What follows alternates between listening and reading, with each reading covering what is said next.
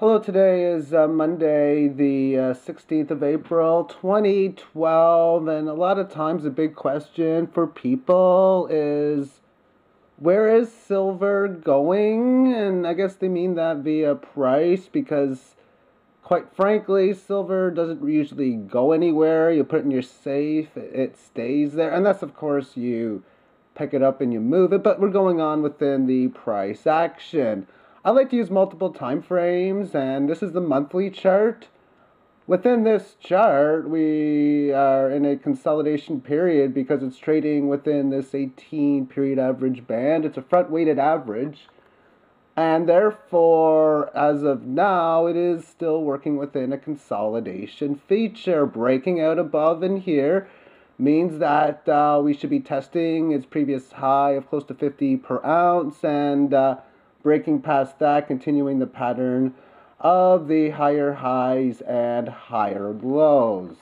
With that being stated, breaking down below this support level, this very scary, about $19 per ounce. I've got it set at $18.95, which is exponential Fibonacci. I take the breakout lows of $3.97, which was the lowest price around 2000, 2001, sometime around then, and the highs of $49.81. I used an exponential calculation. Therefore, 38.2% on the way down would be here. And no surprise if that's the case. And quite frankly, we would have to break down below 1043 for the rally that started in 2000 to become that of a failed move. And I don't expect that to take place, but I'm going to go over different possible scenarios. Don't know about probable, but we'll say possible scenarios for where silver can trade within. We're going to be using the weekly term time frame for these charts. I'm going to go 20 weeks in the future, which will take us to the end of September or start of September 2012. So let's get started. And let's get started with the more of a doomsday scenario for some people. What happens if we do go down to that 18, 19 level? What would the price look like? What would the charts look like? And in this example, and this is all they are possible examples, this is what one scenario may look like. You break down below this 26 level. I'm not too confident if it goes to 26 that it's actually going to hold. And something like this would be maybe something expected, find resistance where you once found support. And quite frankly, when you get into a situation, this can happen for both major up or major down moves. Then you pull away from its higher low, and then you do a consolidation pattern, usually revolving a symmetrical triangle, which would be a case something like this, showing an indecisive period, and if it's going to continue its bull market, it hasn't done it yet. That's one possible scenario. Now let's look at this chart again, but notice how when you make this move to here, what's important is to find this higher low, and then when you do that, just go higher, something like that. So what I'm going to do is I'm going to change this up a little bit. Everything will be staying the same up to this point here. We're going to change it from this point here and show you what a bull market would look like, or how a bull market would start from a bottom. Not every bull market, but this is an example of one. And here we have it. So we're starting it now in here, and in this situation, you have a second test of what resistance level within the higher low. Find support within the area. Now you're at this significant resistance point on a higher low, and boom, there you are. This is actually a very good pattern where if you're looking to go long, that when the price is well above the 18 period average, and it's at highs not seen in quite some time, where it's actually a pretty good idea to go long because of the fact that it had resistance at the 61.8% and break through. Now the Fibonacci that I'm currently using is this high to this low, but if we do break down, what's going to happen is this like 33-ish or so level, that's the first Fibonacci level will now become the second one. See, currently we've got to get above 39 and change, 40, for this to be a failed move. But if it does go down to 18, it would only have to get above around 34 for it to be a failed move. Let's look at some other scenarios now, and let's take an example of that we do not go to 18 or 19 area because it's not guaranteed that we go down there. Maybe this is the bottom. Bottoms are known and tops are known after the fact. If you have inside information on the what's going on, then I guess you'd be an insider. I'm an insider when it comes to how currency is created and how beneficial it happens to be, and I shouldn't be. Number 3, this is the third fake chart.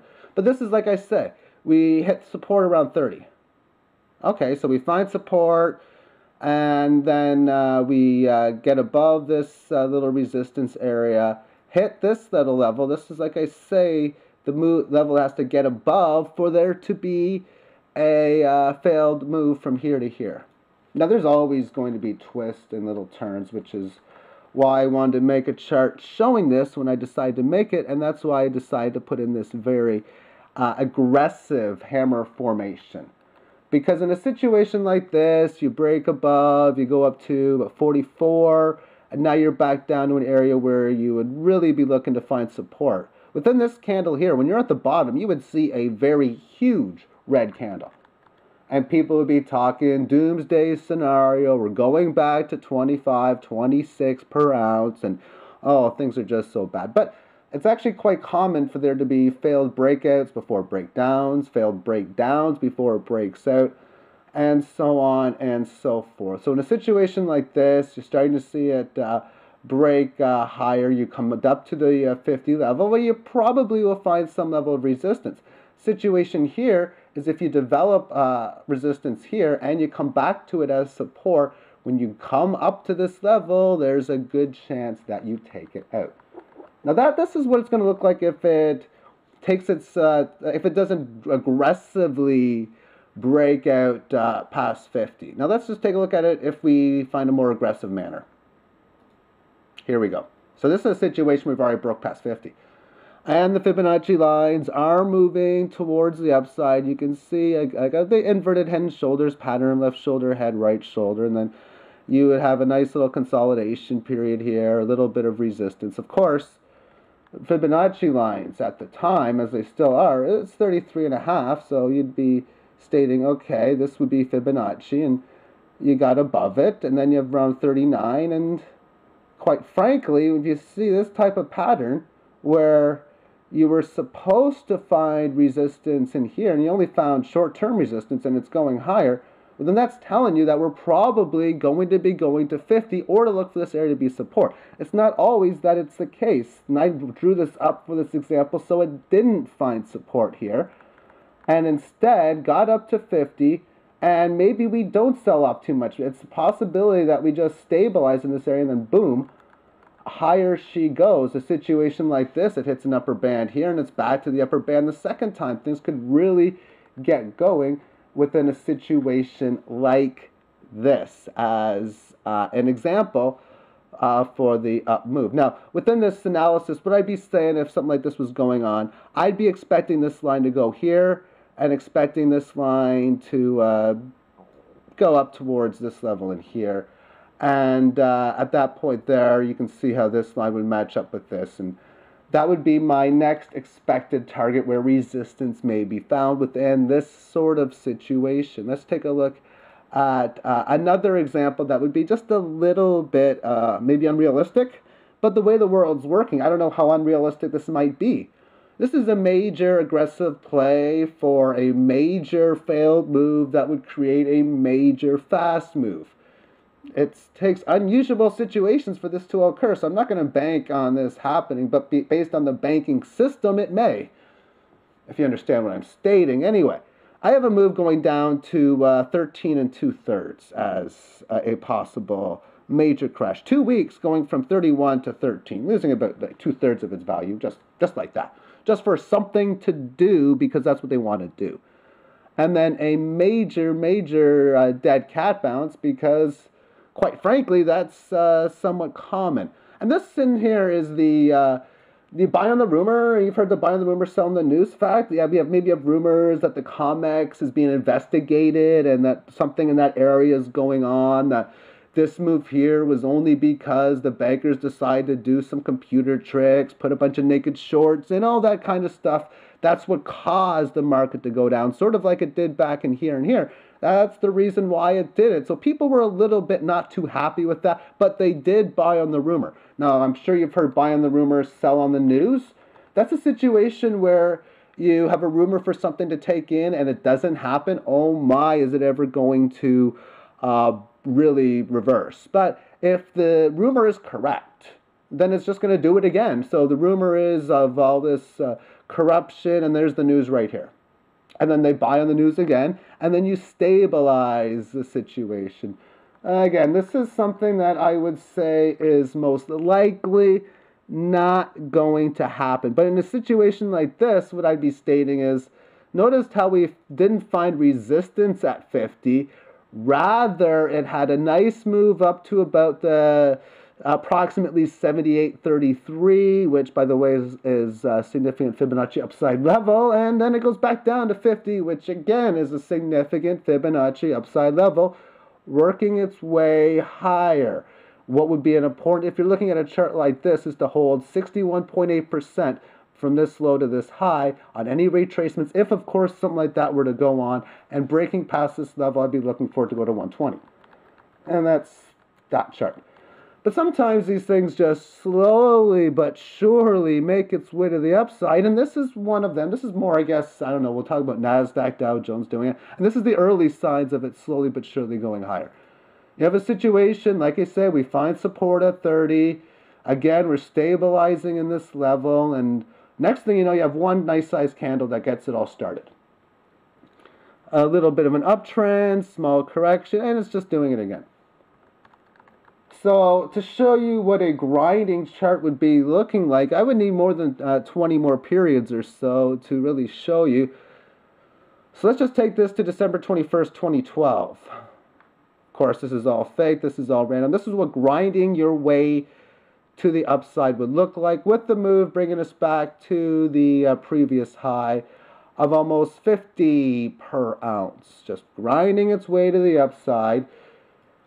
Now, you'd be saying, well, we're at 50. Shouldn't we be worried about a sell-off? The answer would be no, because it's grinding its way. And when you talk about sell-off, anything back here, well, if we come down to this previous level, then that would be normal. But when you're in a trend like this, keep the trend within this level until it breaks either the resistance or the support.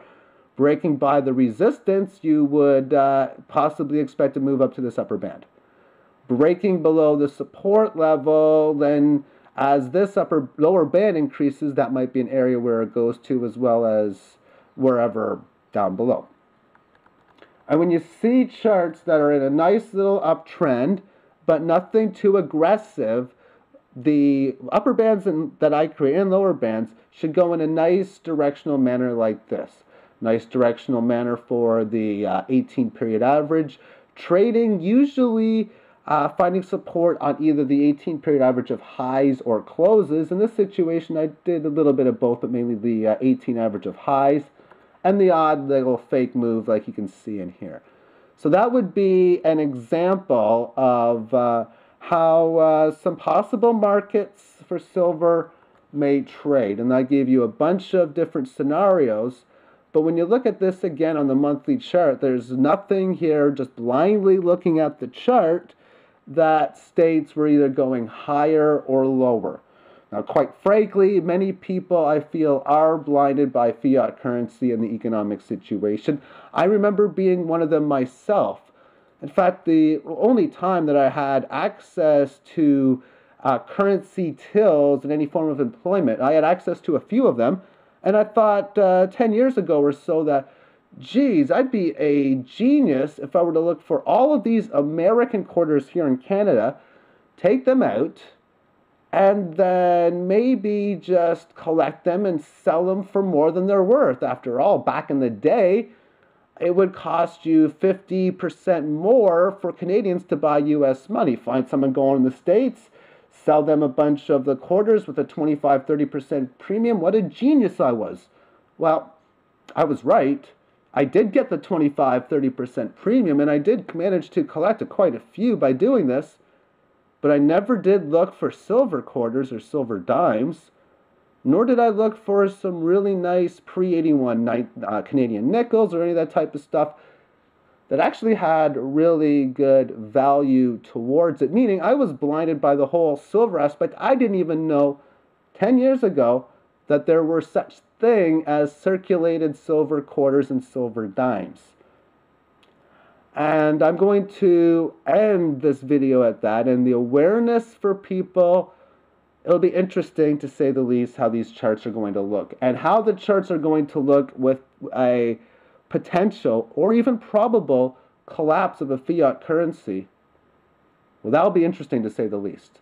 Thank you for tuning in and have yourself a magnificent day. Bye-bye.